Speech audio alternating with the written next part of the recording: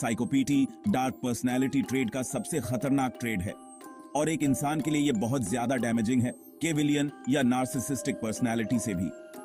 आपने कई बार psychopath word सुना होगा। चलिए आज जानते हैं कि आखिर क्या होता है एक साइकोपैथ। क्यों ना शुरुआत की जाए बिल्कुल शुरू से, इसकी उत्पत्ति से।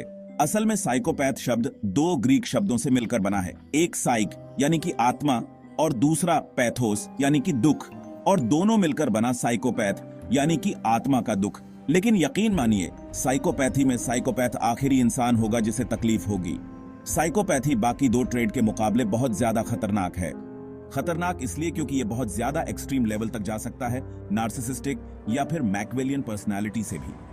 अक्सर लोग कोई भी फैसला लेते हैं तो उसके पीछे कोई वजह होती है, कोई मकसद होता है, कोई बड़ा गोल होता है। लेकिन साइकोपैथ्स को कुछ भी करने के लिए ऐसी किसी भी चीज की जरूरत नहीं होती। और यकीन मानिए, अगर कोई साइकोपैथ किसी विचारधारा से जुड़ गया तो यह सबसे खतरनाक मेल होगा, सिर्फ एक इंसान के लिए नहीं बल्कि पूरे समाज के लिए। साइकोपैथ्स भी दूसरी पर्सनैलिटीज की तरह ही चार्मिंग और अट्रैक्टिव होते हैं। वो अपनी पर्सनैलिटी ऐसी बनाते हैं कि हर कोई उनके साथ एक जुड़ाव महसूस करे। जब शुरुआत में साइकोलॉजी में साइकोपैथ शब्द का इस्तेमाल होने लगा था तो लगभग सभी दिमागी बीमारियों या तकलीफों को ही साइकोपैथी माना जाता था। पुराने जमाने में दिमाग से जुड़ी कोई भी बीमारी साइकोपैथी ही मानी जाती थी। लेकिन बाद में साइकोलॉजी में हुई रिसर्च और स्टडीज से पता चला कि साइकोपैथी तो एक अलग ही ट्रेड है, और तब लोगों को अंदाजा हुआ कि साइकोपैथ्स कितने खतरनाक हो सकते हैं। दुनिया में लगभग 1% लोग साइकोपैथ हो सकते हैं। सुनने में भले ही ये 1% बहुत छोटा लग रहा हो, लेकिन ये बहुत बड़ा नंबर है। आपने कई फिल्मों में देखा होगा, सीरियल किलर हो गए, मर्डरर हो गए, क्रिमिनल्स हो गए, उनको साइकोपैथ की तरह दिखाया जाता है। क्या वो वाकई साइकोपैथ होते हैं? तो सुनिए, हर सीरियल किलर एक साइकोपैथ जरूर होता है, लेकिन हर साइकोपैथ सीरियल किलर नहीं होता। कुछ लोग अपने लक्षणों को इतना ज्यादा बढ़ने नहीं देते, या फिर उनके लक्षण इतने ज्यादा बढ़ते ही नहीं हैं। बोल्डनेस, अक्सर साइकोपैथ बहुत घमंडी और आत्मविश्वास से भरे हुए होते हैं। उन्हें किसी भी चीज से डर नहीं लगता और आमतौर पर उनके शरीर में डर वाले हार्मोन कम और गुस्सा वाले हार्मोन ज्यादा पाए जाते हैं, जैसे कि टेस्टोस्टेरोन। और हम सब जानते हैं कि टेस्टोस्टेरोन पुरुषों में ज्यादा पाया जाता है, इसीलिए पुरुष साइकोपैथ की संख्या महिला साइकोपैथ से ज्यादा है। मीननेस, साइकोपैथ खास तौर पर या फिर नार्सिसिस्ट लोगों की तरह सिर्फ अपने बारे में सोचते हैं। उन्हें दूसरों के दुख और तकलीफ से कोई लेना देना नहीं होता।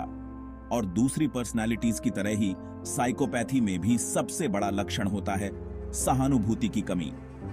असल में कहा जाए तो उनमें यह बहुत ज्यादा होती है, क्योंकि नार्सिसिस्ट या फिर मैकवेलियन पर्सनालिटी अपना मकसद पाने के लिए एक हद तक ही जा सकते हैं, लेकिन साइकोपैथ्स उन्हें कोई हद नहीं होती, वो किसी भी हद तक जा सकते हैं। और जब मैं कह रहा हूं किसी भी, तो इसका मतलब है किसी भी। तो इसके कुछ बहुत ही खतरनाक उदाहरण हैं, मर्डरर और सीरियल किलर। अगर आप किसी साइकोपैथ के साथ पेश आ रहे हैं तो आप दुनिया के सबसे बदकिस्मत इंसान हैं। उनका मूड बहुत जल्दी बदलता है, वो एक ही चीज में ज्यादा देर तक खुश या फिर ध्यान केंद्रित नहीं रह सकते, इसलिए उन्हें जिंदगी में बहुत ज्यादा उतार चढ़ाव महसूस होता है और वो सिर्फ अपने मनोरंजन के लिए किसी की जिंदगी तक बर्बाद कर सकते हैं। साइकोपैथ्स हमेशा ताकत की तलाश में रहते हैं, क्योंकि ताकत के साथ नियंत्रण आता है और उन्हें नियंत्रण बहुत पसंद होता है।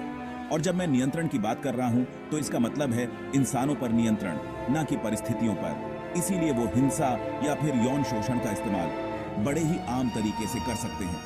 और सबसे बुरी बात है उनका फैसला लेने की क्षमता।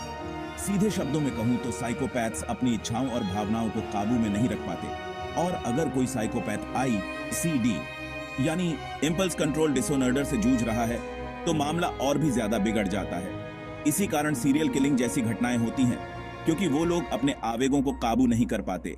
एक ऐसी भूख जो कभी शांत नहीं हो सकती। ऐसा करके वो सिर्फ अपने पीड़ितों को ही नहीं बल्कि खुद को भी नुकसान पहुंचाते हैं। न्यूरोलॉजी की स्टडी से पता चलता है कि साइकोपैथ्स के दिमाग का प्रीफ्रंटल कॉर्टेक्स वाला हिस्सा ठीक से काम नहीं करता। किसी भी साइकोपैथ का पक्ष नहीं ले रहा, बस ये बता रहा हूं कि एक साइकोपैथ के लिए नैतिकता जैसे शब्द का कोई मतलब नहीं होता, क्योंकि उसे इसका मतलब ही नहीं पता।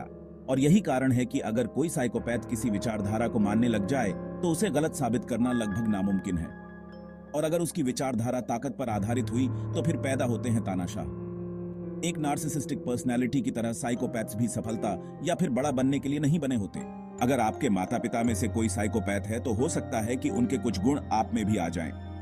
लेकिन सबसे बड़ा कारण है हमारा वातावरण।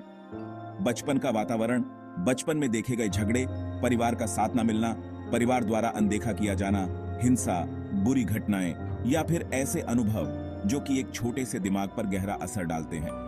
क्या साइकोपैथी का कोई इलाज है? ये एक बहुत ही विवादास्पद सवाल है। कॉग्निटिव, हमारा दिमाग बहुत ताकतवर है, इतना कि शायद हम इसकी असली ताकत को कभी समझ ही ना पाएं। जिंदगी में कुछ ऐसी घटनाएं होती हैं, कुछ ऐसे हादसे होते हैं जिन्हें कोई नहीं टाल सकता, और ये घटनाएं हमारे दिमाग में एक बुरे सपने की तरह घर कर जाती हैं। ऐसे में आपको अपने दोस्तों और परिवार की मदद लेनी चाहिए, क्योंकि दोस्त और परिवार इसीलिए तो होते हैं। एक वक्त ऐसा आएगा जब आप इतने मजबूत बन जाएंगे कि इन सब का सामना खुद कर पाएंगे, लेकिन तब तक आपको दूसरों का साथ लेना होगा, और इसमें कोई बुराई नहीं है। और सबसे जरूरी बात, आज की नई पीढ़ी इन साइकोपैथ या फिर ऐसी पर्सनालिटीज से बहुत ज्यादा प्रभावित है। ये देखने में, सुनने में उन्हें बहुत कूल लगता है, लेकिन इसमें कूल होने जैसा कुछ भी नहीं है। ये चीजें गर्व करने वाली नहीं, बल्कि घिनौनी हैं। अगर कोई सामान्य इंसान ऐसे लोगों के चंगुल में फंस जाए जिनमें ये पर्सनालिटीज पाई जाती हैं, तो उसकी जिंदगी बर्बाद हो सकती है।